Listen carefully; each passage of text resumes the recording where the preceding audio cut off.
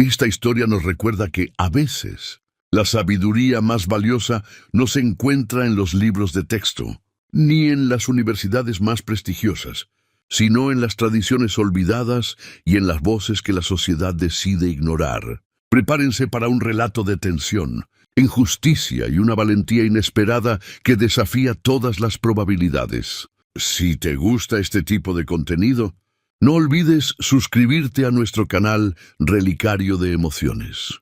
Publicamos 2 videos todos los días. Dale me gusta al video si disfrutas de esta historia y déjanos un comentario, contándonos desde dónde eres y a qué hora nos escuchas. La mansión Sterling nunca había presenciado un caos semejante. 18 de los médicos más condecorados del mundo se agolpaban en una guardería que costaba más que la mayoría de las casas familiares. Sus batas blancas eran un borrón de movimiento frenético bajo. Los candelabros de cristal, los monitores cardíacos gritaban, los ventiladores siseaban. Un equipo del Hospital General de Massachusetts ladraba órdenes a especialistas que habían volado desde Zúrich, mientras un premio Nobel en inmunología pediátrica se secaba el sudor de la frente y susurraba lo que nadie quería oír. Lo estamos perdiendo. El bebé Adrian Sterling, heredero de un imperio de $40.000 millones, se estaba muriendo, y $50.000 la hora en experiencia médica no podían decirle a nadie por qué su pequeño cuerpo se había vuelto del color del crepúsculo. Labios azules, yemas de los dedos azules, una extraña erupción moteada arrastrándose por su pecho como una acusación. Cada prueba resultaba no concluyente. Cada tratamiento fallaba. Y a través de la ventana de la entrada de servicio, presionando su rostro contra un vidrio, que nunca había sido limpiado para alguien como él, estaba Mateo, de 14 años, hijo de la ama de llaves del turno de noche, vistiendo un abrigo 3 inviernos demasiado, delgado y zapatos sostenidos con oraciones. Había pasado toda su vida siendo invisible en esta finca. El chico que caminaba por los bordes, que notaba todo porque nadie lo notaba a él.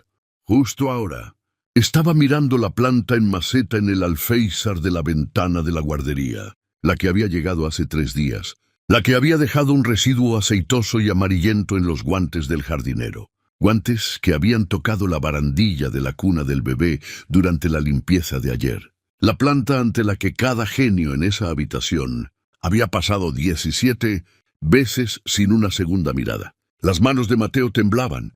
Él sabía lo que era. Su abuela, que había curado a la mitad del vecindario más pobre de San Juan con nada más que hierbas y fe, le había enseñado a reconocer ese patrón de hojas antes de que pudiera leer. Digitalis, trompeta del diablo, asesina de ángeles. Los médicos estaban a punto de abrir a ese bebé buscando respuestas. La respuesta estaba sentada en una maceta de cerámica envuelta en un lazo. Mateo miró a la ventana, luego al guardia de seguridad haciendo rondas, luego al rostro de su madre a través de la puerta de la cocina, la mujer que le había advertido 1000 veces. Mantente invisible, mantente seguro. No les des una razón para echarnos. Pensó en lo que pasaría si estaba equivocado. Luego pensó en lo que pasaría si tenía razón y no hacía nada. Mateo se ajustó el abrigo, tomó aire y corrió. ¿Qué arriesgarías para salvar una vida que el mundo dice que no es asunto tuyo salvar? Mateo había aprendido a caminar sin hacer ruido para cuando tenía 6 años. No era una habilidad que alguien le hubiera enseñado. Era supervivencia.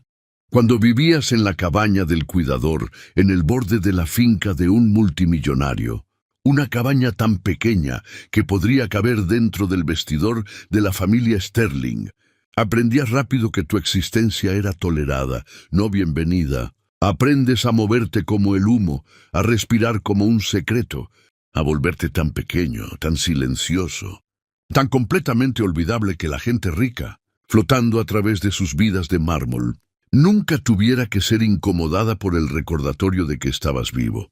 Su madre, Clara, había trabajado para la familia Sterling durante 11 años. Había comenzado cuando Mateo tenía solo 3 años, fregando suelos sobre sus manos y rodillas, mientras mujeres embarazadas en vestidos de diseñador pasaban sobre ella como si fuera parte de los muebles.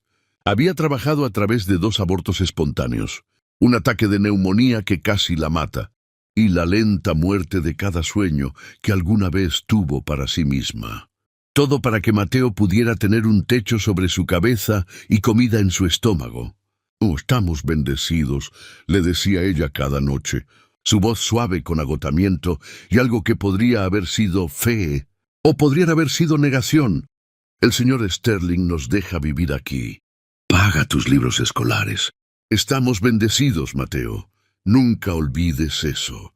Mateo nunca discutía con ella, pero tampoco olvidaba la forma en que los hijos de los Sterling miraban a través de él cuando pasaban, como si estuviera hecho de vidrio, o tal vez solo de aire. Nunca olvidó la vez que Ricardo Sterling III había despedido a un jardinero por hacer contacto visual con él durante una llamada de negocios.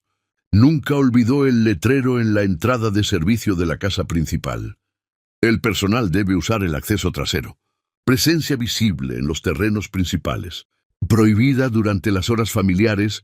Bendecidos, claro. La finca Sterling se extendía a través de 47 acres, de perfección cuidada en las colinas sobre la ciudad.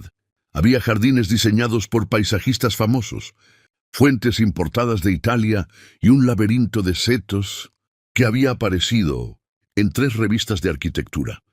Había una cancha de tenis, un helipuerto y una piscina con la forma del escudo familiar. Había un garaje de 12 autos lleno de vehículos que costaban más que las casas de la mayoría de la gente, y una bodega de vinos que guardaba botellas más viejas de lo que la abuela de Mateo habría sido si hubiera vivido. Mateo conocía cada centímetro de ella, no porque se le permitiera explorar. Dios, no. Lo sabía porque había pasado toda su vida observando desde los márgenes, desde la pequeña ventana de la cabaña del cuidador, desde detrás de los arbustos, cuando se suponía que debía estar caminando, hacia la parada del autobús, desde las sombras del pasillo de servicio, cuando se colaba para llevarle a su madre su almuerzo olvidado. Mapeaba la finca en su mente de la manera en que otros niños mapeaban niveles de videojuegos. Sabía qué cámaras de seguridad tenían puntos ciegos. Sabía qué puertas quedaban sin cerrar durante el cambio de turno de las 3:00.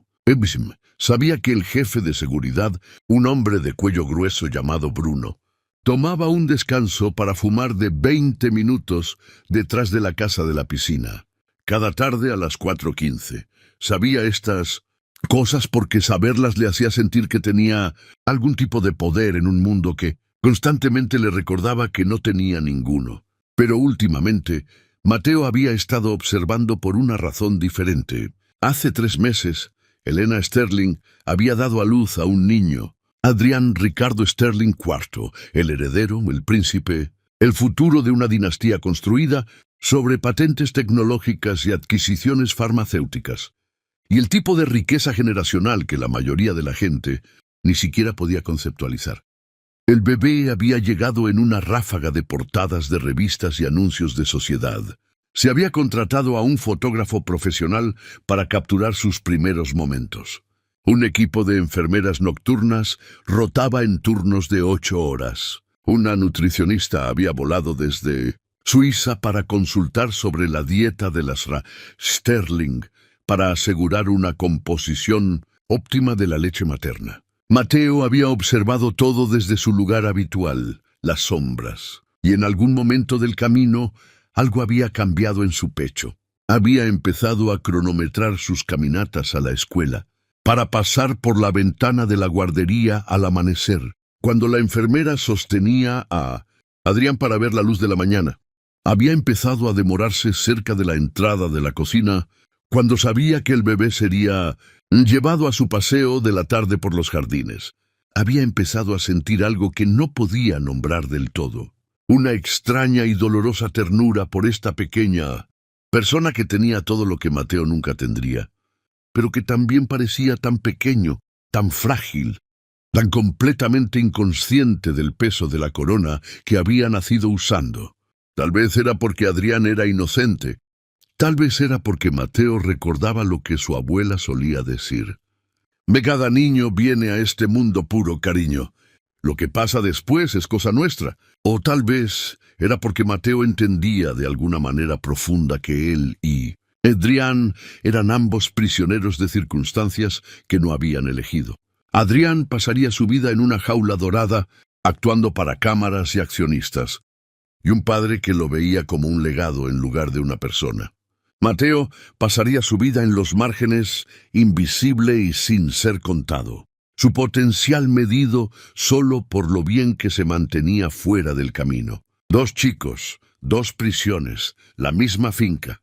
Fue un martes por la tarde cuando Mateo vio la planta por primera vez. Caminaba de regreso de la escuela, tomando su ruta habitual a lo largo del camino de servicio que corría detrás del ala este de la mansión.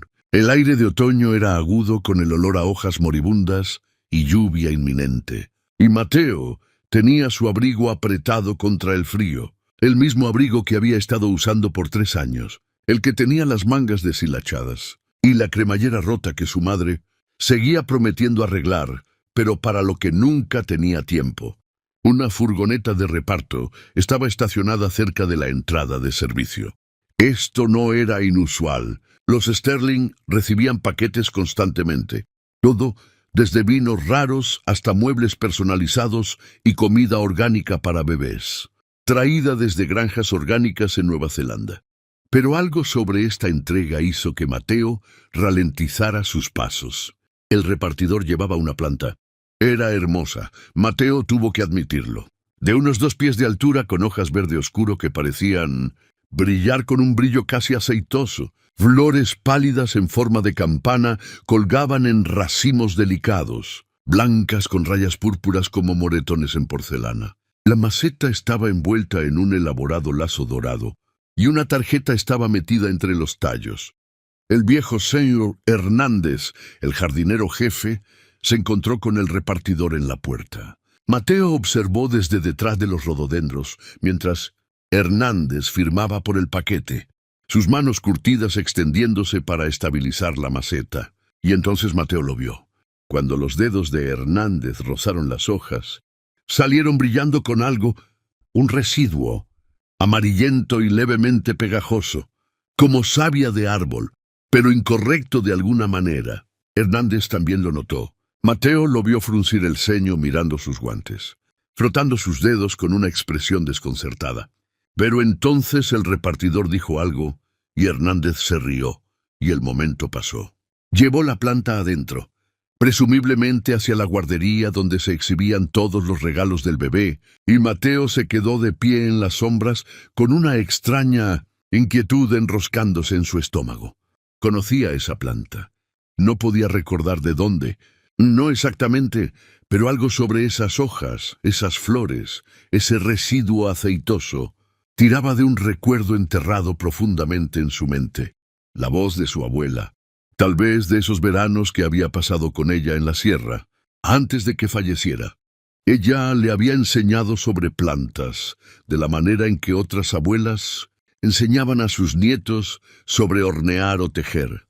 Ella lo había llevado a través de su jardín, señalando qué hojas podían curar y cuáles podían matar, qué flores eran medicina y cuáles eran veneno vestido de colores bonitos. «Es el trabajo más hermoso del diablo», solía decir. «De siempre está envuelto en algo encantador. Tienes que aprender a ver más allá de la belleza, hacia el peligro que hay debajo». Mateo se quedó allí por un largo momento, esa inquietud haciéndose más pesada con cada respiración. Pensó en ir a buscar a su madre. Pensó en llamar a la entrada de servicio y decirle a alguien, a quien sea, que algo sobre esa planta se sentía mal. Pero, ¿quién lo escucharía? Él no era nadie. El hijo de la criada, el chico sombra. Ni siquiera existía en el mundo de los Sterling, excepto como una inconveniencia menor que debía ser gestionada.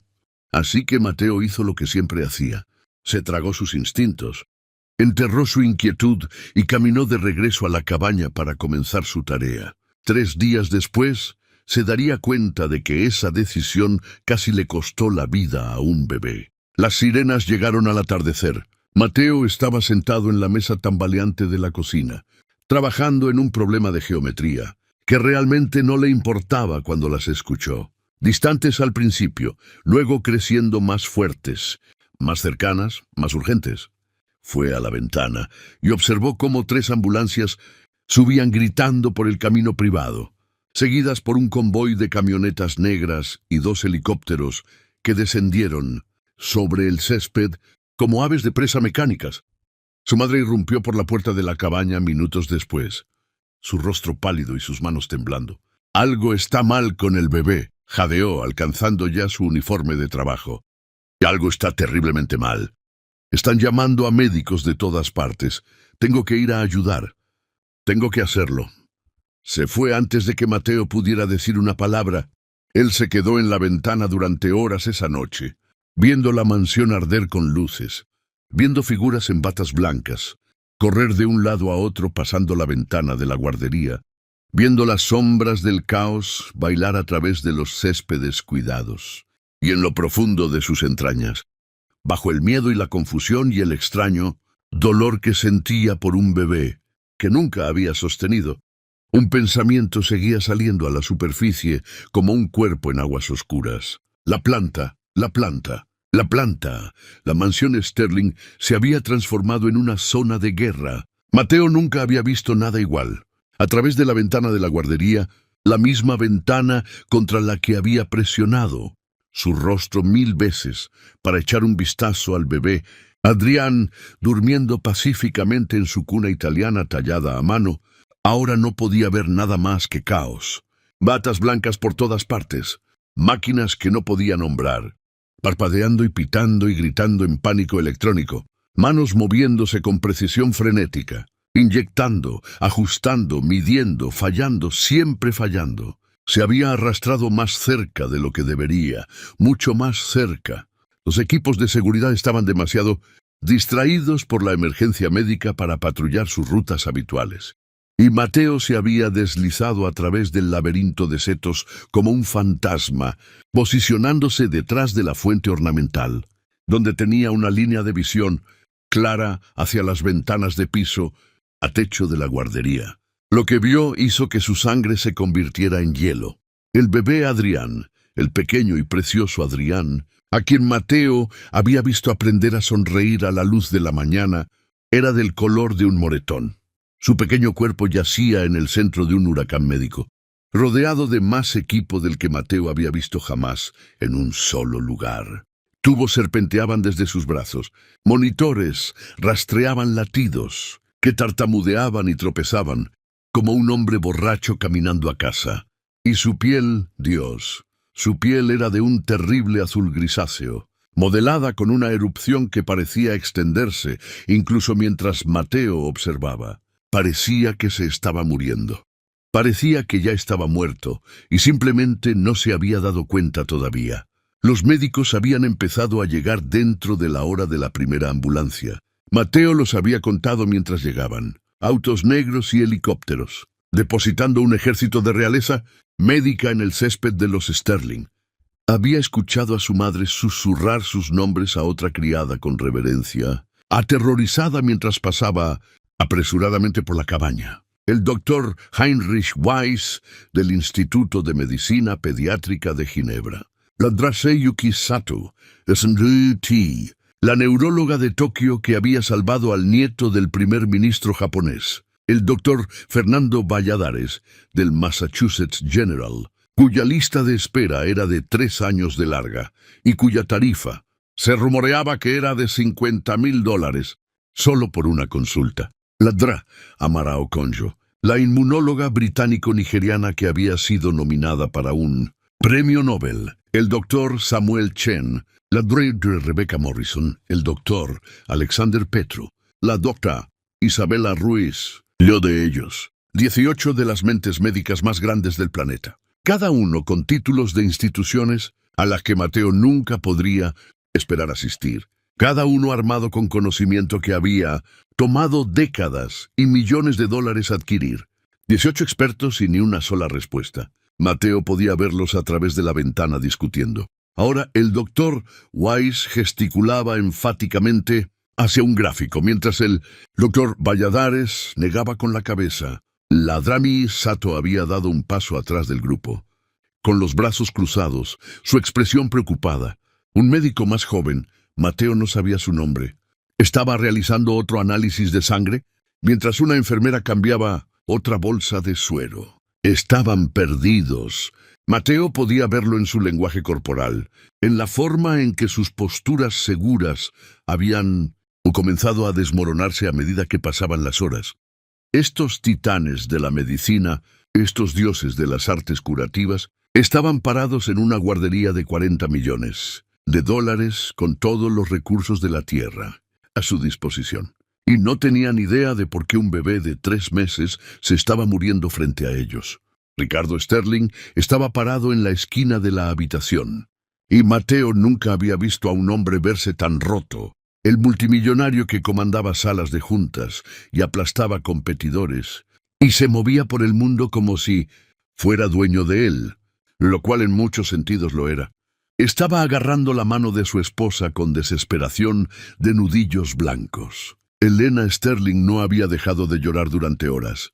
Su vestido de diseñador estaba arrugado, su maquillaje perfecto destruido, su compostura de página de sociedad hecha añicos en 1.000.000 de pedazos en el suelo de mármol italiano. Su bebé se estaba muriendo, y todo su dinero no podía salvarlo. Mateo observó a los médicos pasar por sus teorías.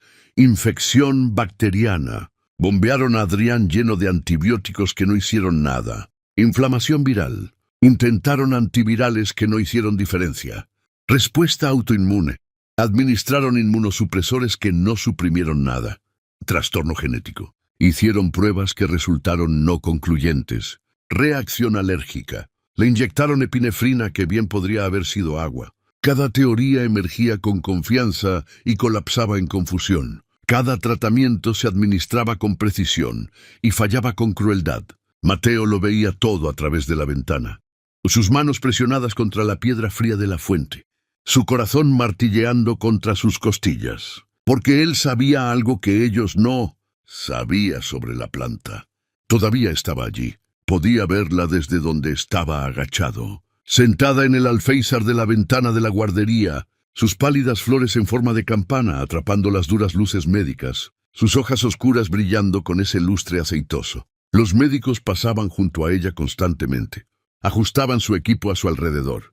Dejaban sus tazas de café y tabletas y gráficos, médicos junto a ella, sin una segunda mirada. Era invisible para ellos, parte de la decoración de fondo. Justo como Mateo.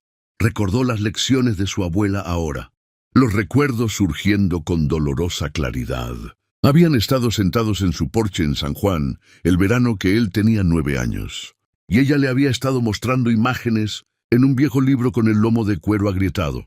«Esta de aquí», había dicho, señalando una ilustración de flores en forma de campana que se parecían casi exactamente a las de la guardería. «La llamamos trompeta del diablo. Los médicos elegantes la llaman digitalis. Hermosa, sí, pero los aceites en esas hojas, solo tocarlos puede ralentizar el corazón de un hombre. Y si eres pequeño, si eres un bebé», había negado con la cabeza lentamente, para incluso respirar el aire a su alrededor. «Demasiado tiempo puede envenenar la sangre». La abuela de Mateo había sabido cosas que ninguna escuela de medicina enseñaba. Había aprendido sus artes curativas de su madre. ¿Quién las había aprendido de su madre? ¿Quién las había aprendido de ancestros que no habían tenido nada más que las plantas a su alrededor y la sabiduría transmitida a través de generaciones de supervivencia? Había atendido partos en hogares sin electricidad.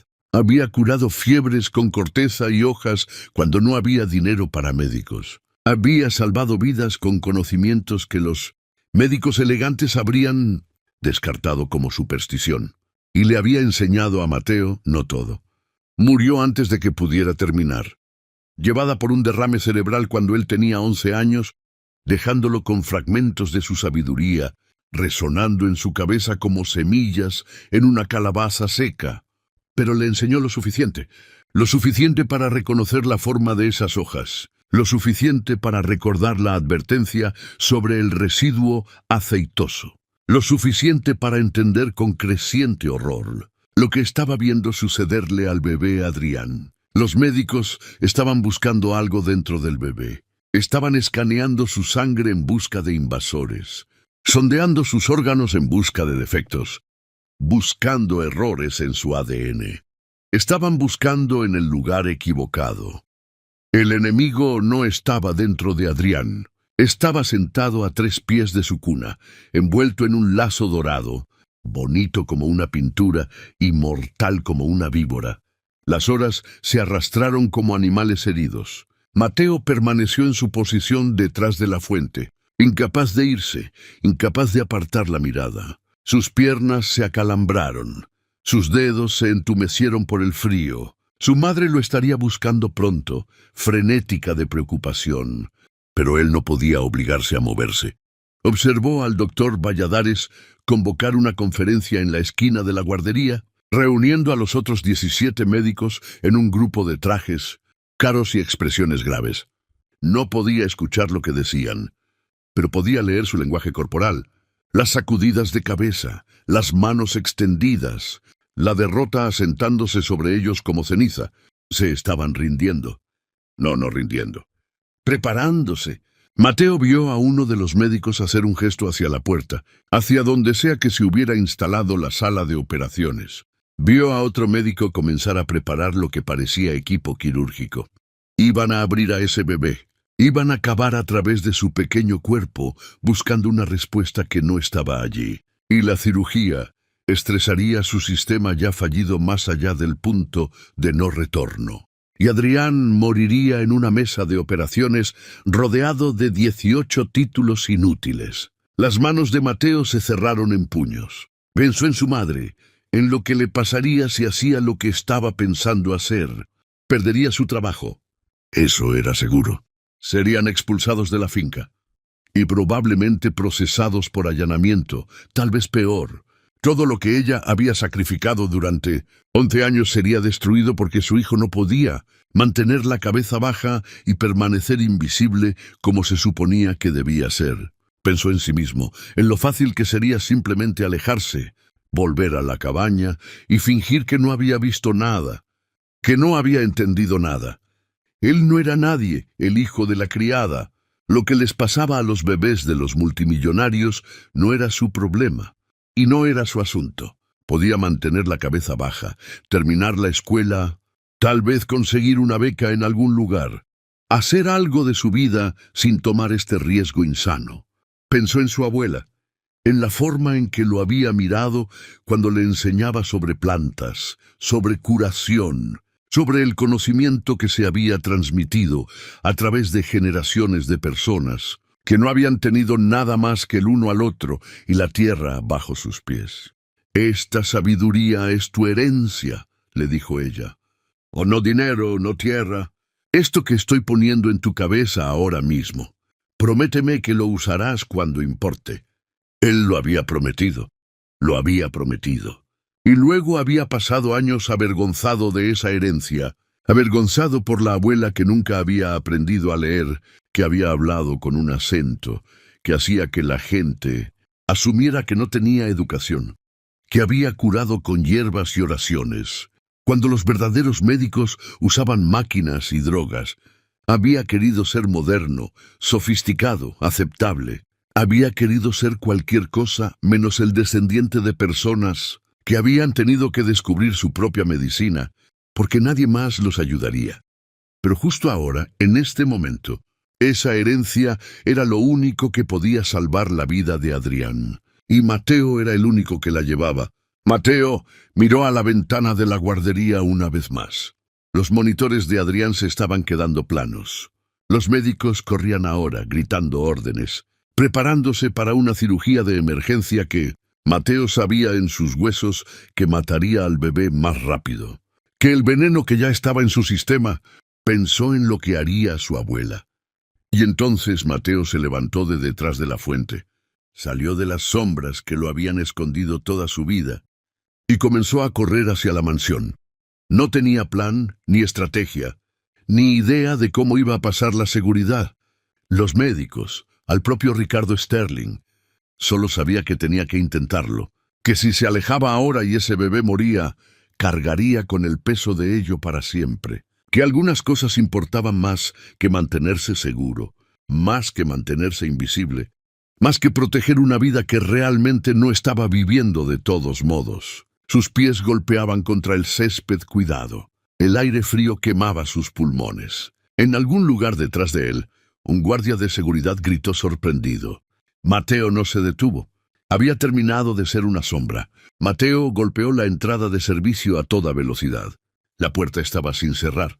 Gracias a Dios por las pequeñas misericordias y el personal distraído, e irrumpió a través de ella en el caos de la cocina. Los camareros que habían sido contratados para una cena que nunca sucedería, se quedaron congelados en sus estaciones, sus rostros pálidos con la ansiedad reflejada de la crisis médica que sucedía arriba. Un sous-chef de joie, caer una olla de cobre con un estruendo que resonó por los pasillos de mármol. Alguien gritó. Mateo no se detuvo. Conocía esta casa. Había memorizado cada corredor, cada atajo, cada escalera trasera que la familia nunca usaba, pero el personal recorría a diario. Sus pies lo llevaron a través de la cocina, pasando la despensa, hacia la estrecha escalera de servicio que subía al segundo piso, como una columna vertebral secreta, escondida dentro del cuerpo dorado de la mansión. «Oye, detente ahí», gritó Bruno, el jefe de seguridad.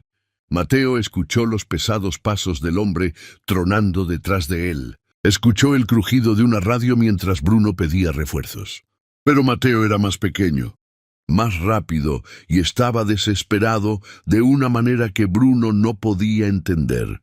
Subió las escaleras de 3 en 3, sus zapatos gastados resbalando en la madera pulida, su mano agarrando la barandilla tan fuerte que sus nudillos gritaban.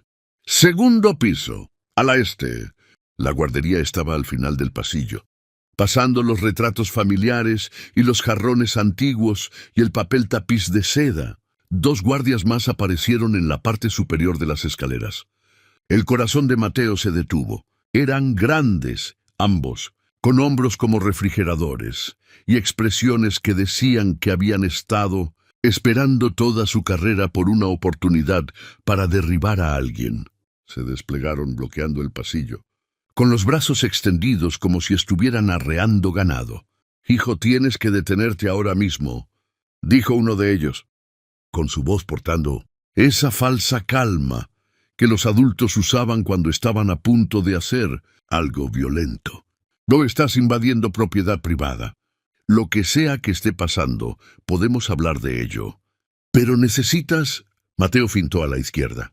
El guardia mordió el anzuelo. Se lanzó en esa dirección. Su enorme cuerpo se comprometió con el movimiento, y Mateo giró a la derecha, agachándose bajo los brazos del segundo guardia con un movimiento que había aprendido esquivando. Matones en el pasillo de la escuela. Sintió dedos rozar su abrigo, ese viejo abrigo gastado con la cremallera rota, y luego los había pasado, corriendo por el pasillo hacia la puerta de la guardería. La puerta de la guardería estaba cerrada. Mateo podía escuchar voces al otro lado. Jerga médica urgente y superpuesta que no entendía, mezclada con el gemido electrónico constante de las máquinas perdiendo su batalla. No llamó, no dudó.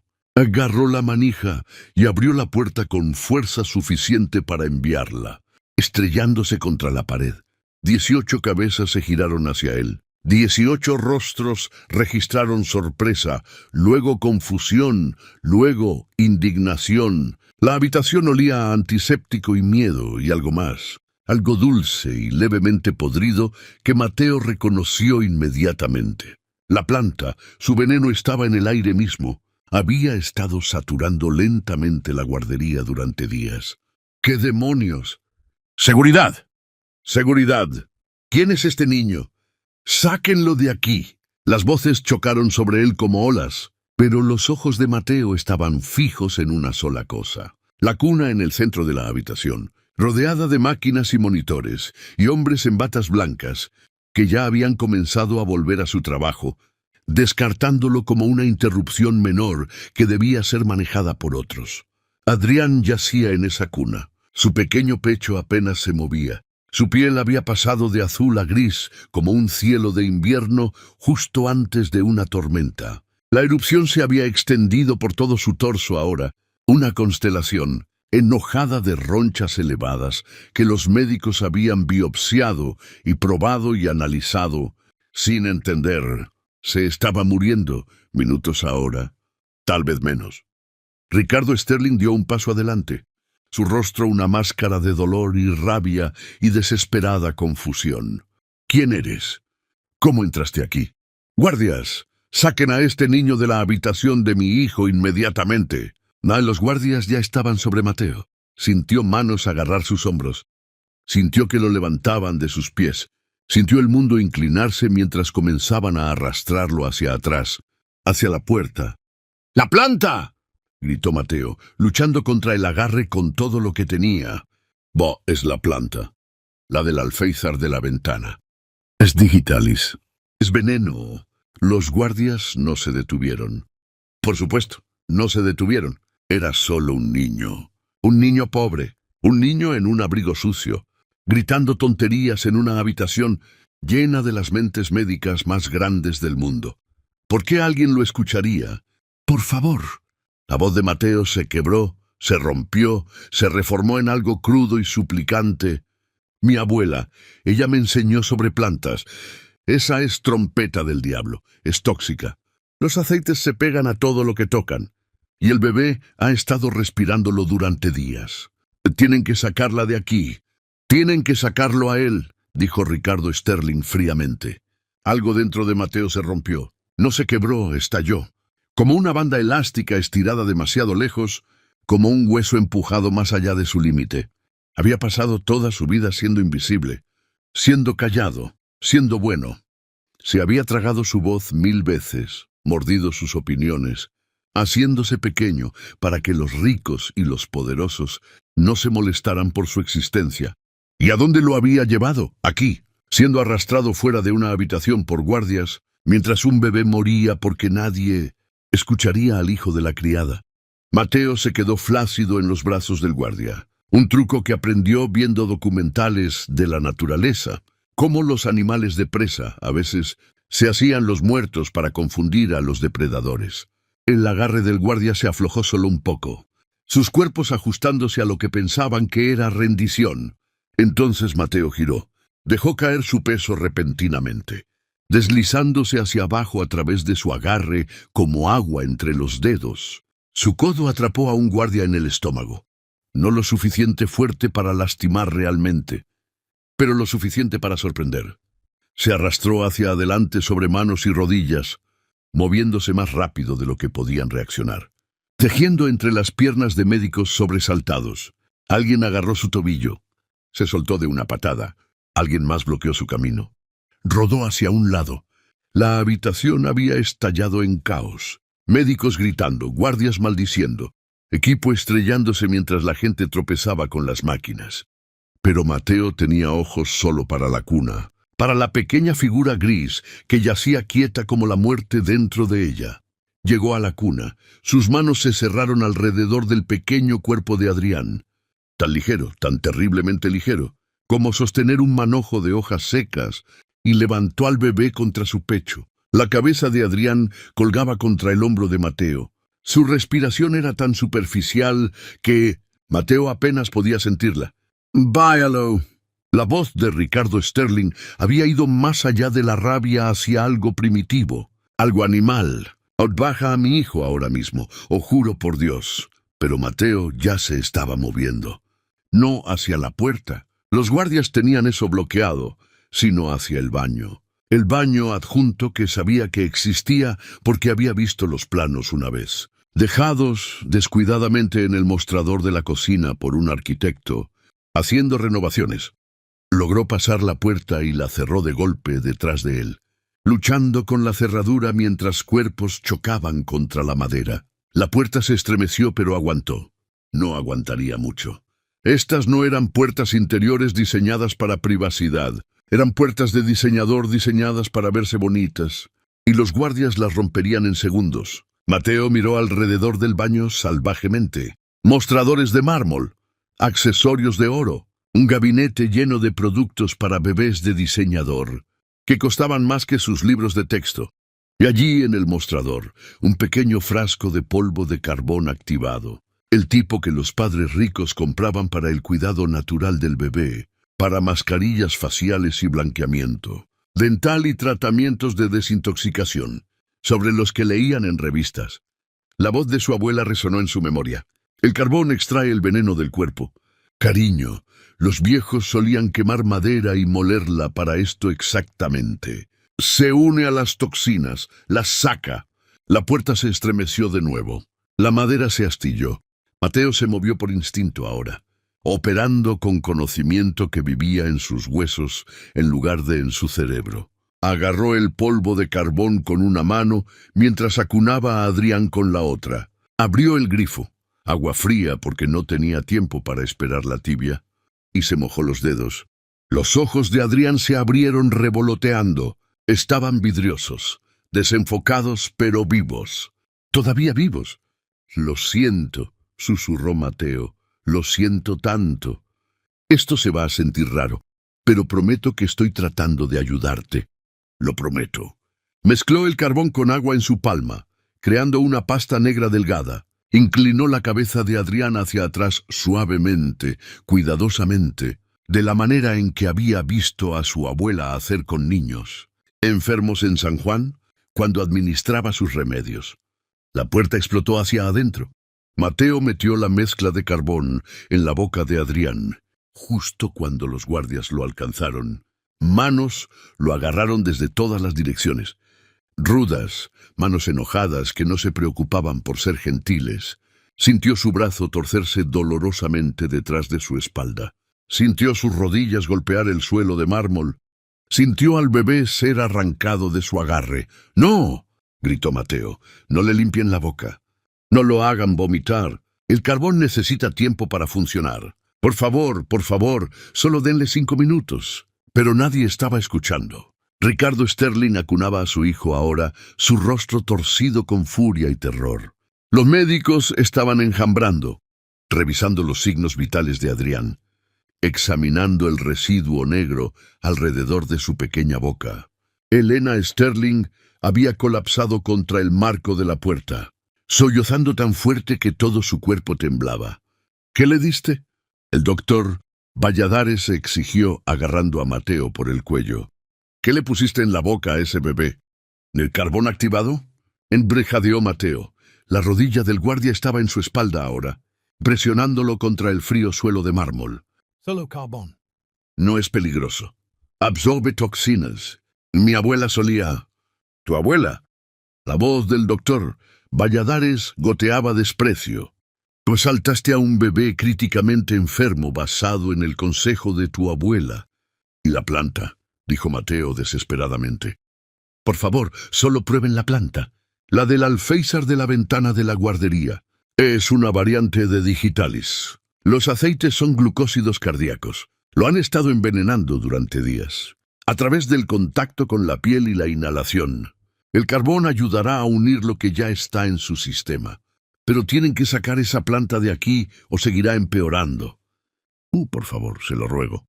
Solo prueben la planta». Nadie se movió, y entonces su color está cambiando. Era la Dra. Sato. Ella estaba parada más cerca de Ricardo Sterling, más cerca de Adrián, y su voz llevaba esa cualidad particular de observación científica que cortaba a través del caos como un cuchillo. «¿Qué?». Ricardo Sterling miró a su hijo. «Veo su color», repitió la Dra. Sato lentamente. Se está recuperando. Sus niveles de oxígeno están subiendo. Muchas gracias por escuchar hasta aquí. Si te gusta este tipo de contenido, no olvides suscribirte a nuestro canal Relicario de Emociones. Publicamos 2 videos todos los días. Dale me gusta al video si disfrutas de esta historia y déjanos un comentario, contándonos desde dónde eres y a qué hora nos escuchas. El silencio cayó sobre el baño como una respiración contenida. Mateo no podía ver a Adrián desde su posición en el suelo, pero podía ver los rostros de los médicos. Observó el shock reemplazar el escepticismo. Observó la confusión reemplazar el desprecio. Observó a 18 médicos de renombre mundial darse cuenta de que algo imposible estaba sucediendo. Eso no es posible, dijo el doctor Valladares, rotundamente. El carbón activado no puede funcionar tan rápido. No hay mecanismo por el cual su ritmo cardíaco se esté estabilizando. Ladrai Sato había sacado un monitor portátil. Estaba presionándolo contra el pequeño pecho de Adrián. Un ritmo sinusal normalizándose. Presión arterial subiendo. «¡Ah, erupción!», susurró Elena Sterling. «¡Oh, Dios mío! Miren la erupción». Mateo no podía ver, pero escuchó los jadeos que le decían todo. Las ronchas enojadas se estaban desvaneciendo. El veneno que había estado estrangulando el sistema de Adrián estaba siendo atado, neutralizado, retirado por el simple polvo negro que la abuela de Mateo había guardado en su gabinete de cocina junto a la harina y el azúcar. «Quítense de encima», dijo Ricardo Sterling en voz baja. La rodilla del guardia presionó más fuerte en la espalda de Mateo. «Señor», dije, «quítense de encima». La voz de Ricardo Sterling era diferente ahora. La rabia se había ido, reemplazada por algo que Mateo no podía identificar. «Y quítense de encima de ese chico ahora mismo». La presión en la columna de Mateo se liberó. Se quedó donde estaba por un momento. Temeroso de moverse, temeroso de tener esperanza. Entonces lentamente, dolorosamente, se empujó hacia arriba hasta sus rodillas. Ricardo Sterling lo estaba mirando fijamente. Adrián lo estaba mirando fijamente. También. Los ojos del bebé claros ahora, enfocados, siguiendo el rostro de Mateo con algo que podría haber sido reconocimiento. «La planta», dijo Mateo una vez más, su voz apenas por encima de un susurro. «Por favor, solo prueben la planta». El doctor Valladares salió del baño. 2 minutos después, Mateo lo escuchó gritar desde la guardería. «Traigan un equipo de contaminación aquí ahora. Todos los que tocaron esa planta necesitan fregarse las manos. Y que alguien llame al centro de envenenamiento. Necesito todo lo que tengan sobre toxicidad por Digitalis Lanata». Mateo cerró los ojos.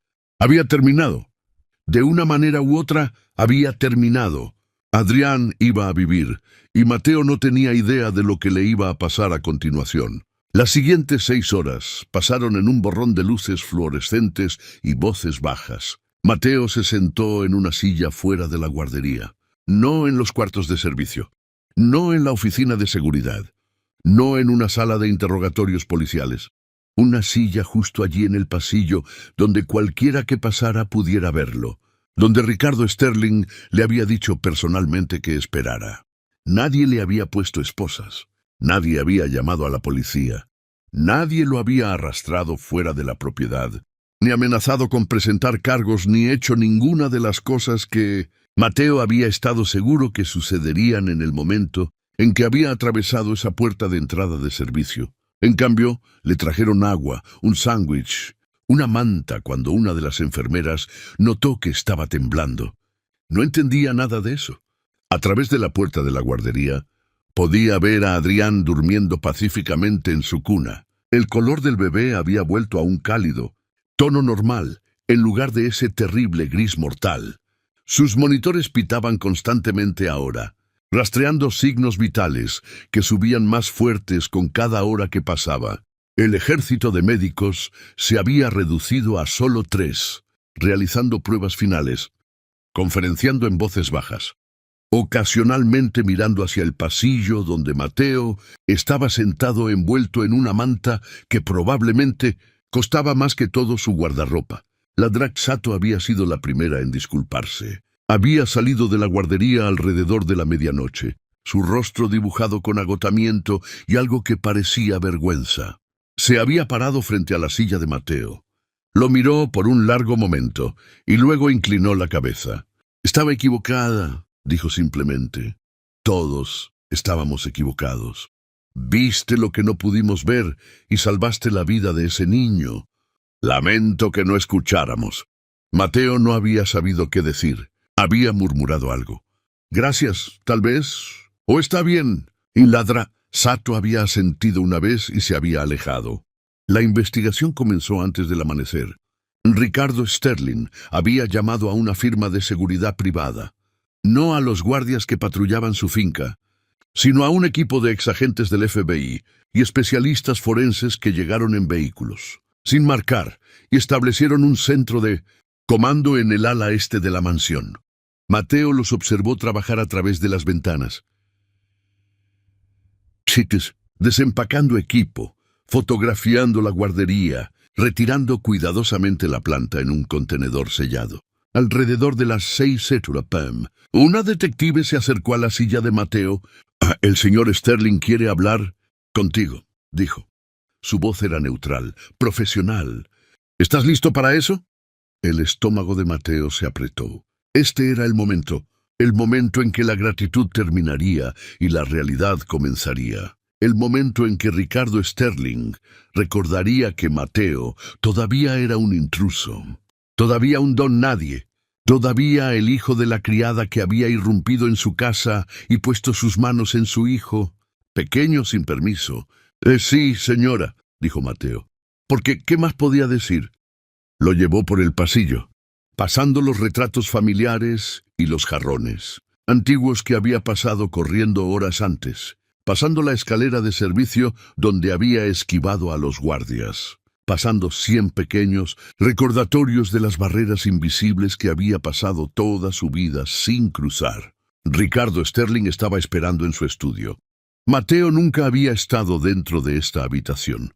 La había vislumbrado a través de puertas, visto las estanterías de piso a techo, y el enorme escritorio de caoba, y las ventanas que daban a los jardines, donde la madre de Mateo a veces trabajaba. Pero parado aquí ahora, rodeado de más riqueza de la que toda su familia extendida ganaría en 10 vidas, se sentía más pequeño de lo que nunca se había sentido antes. «Siéntate, Mateo». Fue la primera vez que Ricardo Sterling había dicho su nombre. Mateo se sentó. Ricardo Sterling parecía un hombre que había envejecido 10 años en una sola noche. Su traje estaba arrugado, su cabello despeinado, sus ojos inyectados en sangre por el agotamiento, y algo más profundo, algo que parecía el destrozo de todo lo que creía sobre su propio poder. Sostenía una carpeta en sus manos, gruesa con papeles, y sus dedos temblaban ligeramente mientras pasaba las páginas. «La planta», comenzó Ricardo lentamente, «fue un regalo.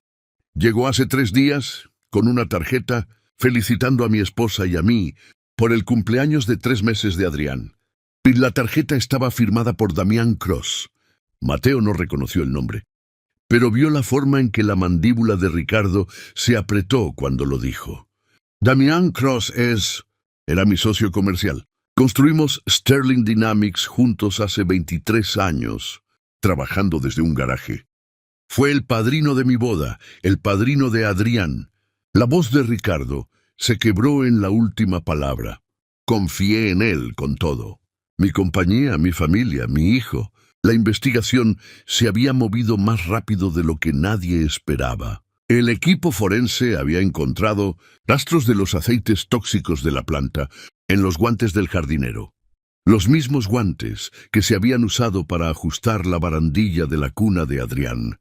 Habían encontrado residuos en el alféizar de la ventana de la guardería, en las cortinas, en el móvil que colgaba sobre la cama del bebé. La planta había estado derramando su veneno constantemente durante 3 días, saturando la habitación con muerte invisible. Pero eso no era todo lo que habían encontrado. La compañía de entregas que había traído la planta mantenía registros meticulosos. Cámaras de seguridad, rastreo GPS, firmas digitales. En horas, los investigadores habían rastreado el paquete hasta su fuente. No un vivero o invernadero legítimo, sino un laboratorio privado que se especializaba en especímenes botánicos raros. El laboratorio era propiedad de una empresa fantasma. La empresa fantasma estaba financiada por cuentas en las Islas Caimán. Las cuentas habían sido abiertas por Damián Cross. «Quería a mi hijo muerto», dijo Ricardo, y su voz apenas era humana ya. Era el sonido de algo rompiéndose desde adentro. Quería destruirme y eligió lo más preciado de mi vida para hacerlo. Porque le gané, porque la Junta me eligió a mí sobre él, porque conseguí el puesto de CEO. Y él fue empujado fuera con nada más que opciones sobre acciones y una palmada en la espalda. Mateo se quedó muy quieto. No sabía qué decir. ¿Sabes cuál es la peor parte? Pues continuó Ricardo. Ya los médicos nunca lo habrían descubierto. Nunca. Estaban tan concentrados en sus análisis de sangre y sus escáneres de imagen y sus análisis genéticos, tan seguros de que la respuesta tenía que ser algo complejo, algo que coincidiera con su formación, que nunca miraron alrededor de la habitación una sola vez. Nunca preguntaron qué había cambiado en el entorno de Adrián. Nunca consideraron que la explicación más simple podría ser la correcta. Miró a Mateo con algo que podría haber sido asombro. Pero tú lo hiciste. Mateo se movió incómodamente en su silla. Y mi abuela me enseñó sobre plantas. Ella decía que los médicos ricos siempre buscan problemas ricos. A veces la respuesta está simplemente sentada allí frente a todos. Tu abuela suena como una mujer sabia. Un low era. La garganta de Mateo se apretó. Murió cuando yo tenía 11 años. Iba a enseñarme más, pero se le acabó el tiempo. Ricardo asintió lentamente. Se quedó callado por un largo momento, mirando la carpeta en sus manos, a la evidencia de traición por alguien a quien había amado como a un hermano. Luego presionó un botón en el teléfono de su escritorio. «Háganlas pasar», dijo. La puerta se abrió y la madre de Mateo entró. Clara parecía haber estado llorando durante horas. Su uniforme estaba desarreglado, su cabello escapándose de su moño habitualmente perfecto, sus ojos hinchados y rojos. Detrás de ella venía Elena Sterling, todavía con la ropa que había estado usando durante la crisis, sosteniendo a Adrián contra su pecho como si nunca lo fuera a soltar de nuevo. «Mateo». Clara corrió hacia su hijo, atrayéndolo hacia un abrazo tan fuerte que apenas podía respirar. «Mateo, cariño, estaba tan asustada. Me dijeron lo que hiciste. Me dijeron que entraste y los guardias te persiguieron y tú...» «Mamá, estoy bien». Mateo la abrazó de vuelta, respirando el aroma familiar de jabón de lavandería y el limpiador industrial que usaba en los suelos de los Sterling. Estoy bien. Adrián está bien. Todo está bien. Podrías haber sido arrestado». Clara se apartó para mirarlo, sus manos agarrando sus hombros. «Podrías haber sido lastimado. Podría haberse ahorrado el problema y no haber hecho nada», interrumpió Ricardo Sterling en voz baja. «Podría haberse quedado en su cabaña y dejar morir a mi hijo, mientras 18 médicos buscaban a tientas en la oscuridad. Pero no lo hizo». Clara se giró para mirar al multimillonario, y Mateo vio el miedo cruzar su rostro. El miedo profundo e instintivo de alguien que había pasado toda su vida a merced de personas poderosas. Pero Ricardo no parecía enojado, parecía humillado. «Será él, la Clara», dijo, usando el nombre de su madre con un respeto que Mateo nunca había escuchado de nadie. «En esta finca, su hijo es la única razón por la que mi hijo está vivo ahora mismo. Los médicos fallaron, la seguridad falló, yo fallé. Pero Mateo...» La voz de Ricardo se quebró. Se detuvo, se compuso, comenzó de nuevo. Mateo corrió hacia un edificio lleno de gente que lo veía como una amenaza. Luchó a través de guardias que podrían haberlo lastimado seriamente. Agarró a un bebé críticamente enfermo y administró un tratamiento que iba en contra de todo lo que los expertos médicos decían. Hizo todo eso sabiendo que si estaba equivocado, arruinaría sus vidas. «No estaba equivocado», dijo Elena Sterling suavemente. Ella dio un paso adelante, Adrián durmiendo pacíficamente contra su hombro. «Tú tenías razón». Fue el único que tenía razón. Miró a Mateo y había lágrimas corriendo por su rostro. «Gracias», susurró. «Gracias por salvar a mi bebé». Mateo no sabía qué hacer con la gratitud de la gente rica. Había pasado toda su vida evitando su atención, y ahora aquí estaban mirándolo, como si fuera algo precioso en lugar de algo que debía ser gestionado. «Yo solo». «No podía dejarlo morir», dijo Mateo torpemente. «No cuando sabía lo que estaba mal. No cuando podía hacer algo al respecto. Ese es exactamente el punto, dijo Ricardo. Se levantó de su escritorio, caminó alrededor de él e hizo algo que Mateo nunca esperó en 1.000.000 de años. Se arrodilló frente a la silla de Mateo, un multimillonario de rodillas, mirando hacia arriba al hijo de la criada. He pasado toda mi vida creyendo que el dinero y la educación y las conexiones eran las únicas cosas que importaban, dijo Ricardo. Construí muros alrededor de esta finca para mantener fuera a la gente que pensaba que estaba por debajo de mí.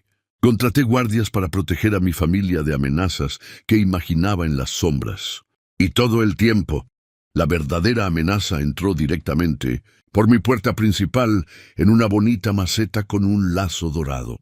Y la única persona que podía verla era el chico al que había enseñado a mi personal a ignorar. Extendió la mano y tomó la mano de Mateo. Estaba equivocado sobre tantas cosas, y no sé cómo arreglar eso, pero voy a intentarlo.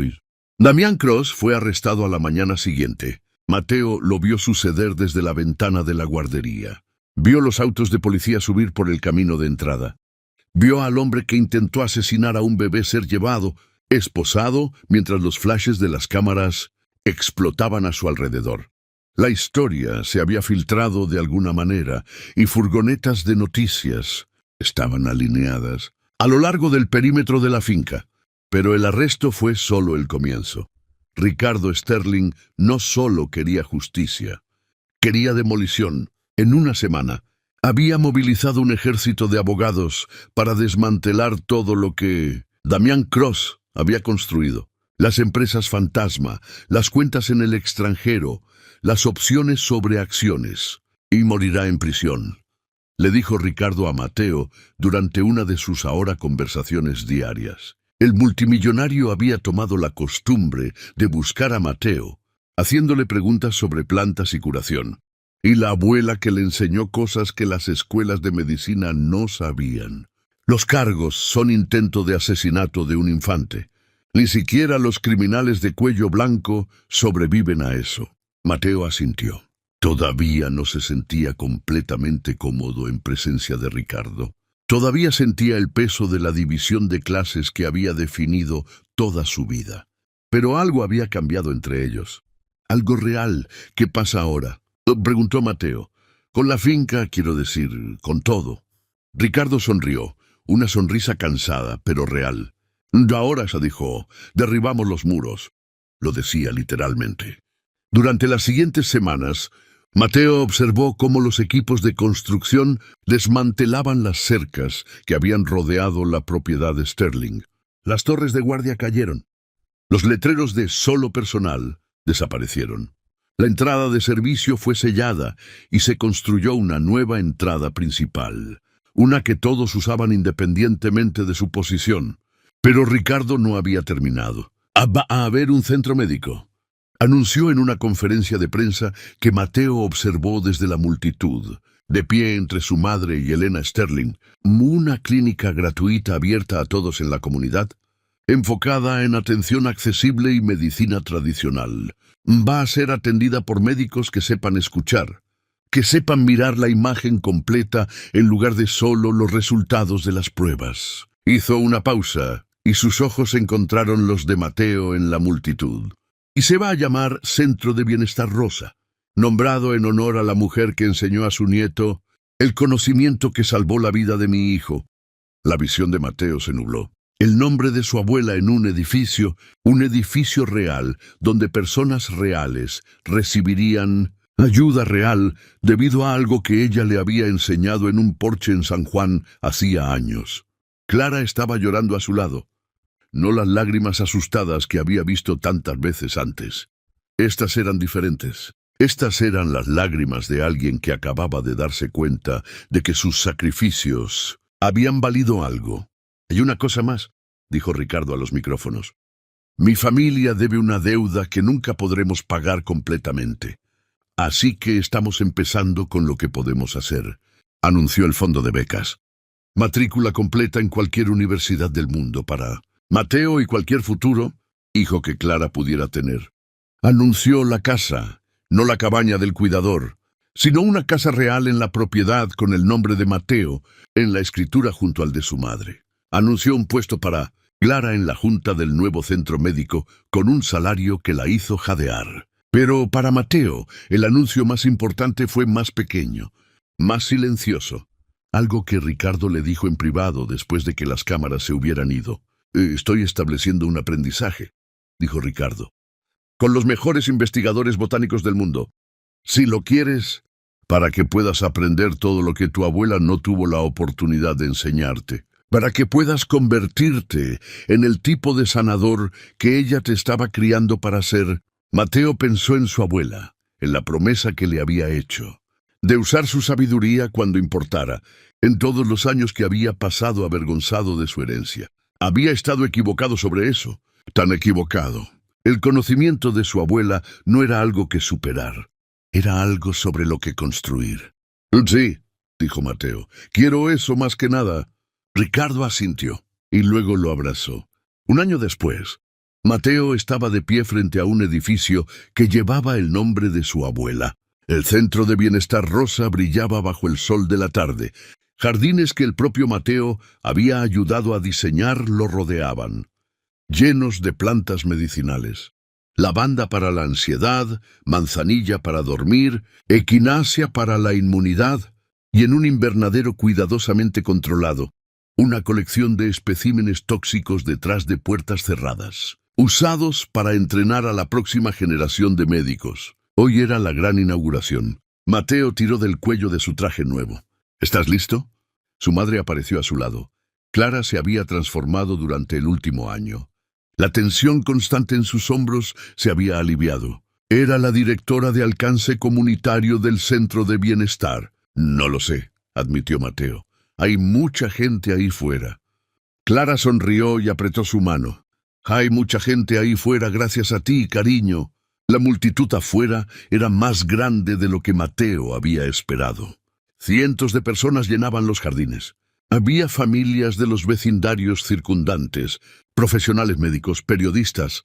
Y allí en la primera fila estaban Ricardo y Elena, Sterling con Adrián en el regazo de Elena. El bebé estaba prosperando ahora, de 14 meses, con mejillas regordetas y ojos brillantes. Ricardo se puso de pie mientras Mateo se acercaba al podio, liderando a la multitud en un aplauso. Gracias a todos por venir, dijo Ricardo al micrófono. Ya hace un año, casi pierdo a mi hijo. Y entonces un chico de 14 años irrumpió en mi casa. Mateo me enseñó que la experiencia viene en muchas formas. El Centro de Bienestar Rosa existe porque el conocimiento importa, sin importar de dónde venga. Mateo tomó el podio con manos temblorosas. Había escrito un discurso, pero las palabras en sus tarjetas se sentían incorrectas. Así que las dejó a un lado y habló desde su corazón. El nombre de mi abuela era Rosa, comenzó Mateo. Ella nació en una casa sin agua corriente. Por cada medida que el mundo usa para decidir quién importa, ella no era nadie. Pero salvó más vidas que la mayoría de los médicos. La voz de Mateo se estabilizó. Ella solía decirme que nuestro conocimiento era nuestra herencia. Durante mucho tiempo estuve avergonzado de esa herencia. Estaba equivocado. De donde vengo no es algo de lo que escapar. Es algo sobre lo que construir. El conocimiento que mi abuela me dio salvó la vida de un bebé. Cuando 18 médicos no pudieron, eso no es a pesar de mi origen, es gracias a él. Mateo miró a la multitud. Sé lo que es sentirse invisible. Pero estoy aquí hoy para decirles que eso es una mentira. Las cosas que los hacen diferentes, su historia, las lecciones que sus abuelas les enseñaron, no son debilidades, son fortalezas. Mi nombre es Mateo. Soy el hijo de la criada y voy a pasar el resto de mi vida asegurándome de que nadie, como yo, tenga que sentirse invisible de nuevo. El aplauso comenzó en algún lugar de atrás y rodó hacia adelante como un trueno. Mateo vio lágrimas en rostros que no reconocía. Y entonces Adrián Sterling hizo algo que silenció a toda la multitud. El niño se retorció fuera de los brazos de su madre, cayó al suelo sobre piernas inestables y comenzó a caminar hacia el podio. Adrián caminó directo hacia Mateo. Se detuvo en el borde. Miró hacia arriba y levantó sus brazos regordetes. ¡Arriba! Mateo bajó del podio y levantó a Adrián en sus brazos. El bebé se acurrucó contra su pecho. «Y mate», dijo Adrián claramente. «Mate». La multitud enloqueció. Mateo sostuvo al bebé cerca, sintiendo el latido del corazón de Adrián contra el suyo. Fuerte, constante y vivo. Esto era lo que importaba. No el edificio elegante o la beca. Esto, una vida salvada, una conexión hecha. Mateo miró el centro de bienestar con el nombre de su abuela. «Gracias, abuela», pensó. «Mantuve mi promesa». Adrián gorjeó felizmente y palmeó la cara de Mateo con una mano pegajosa. Mateo rió, una risa real, libre y alegre. Ya no era el chico en las sombras. Era Mateo, sanador, maestro, constructor de puentes, el nieto de su abuela. Y su historia apenas comenzaba.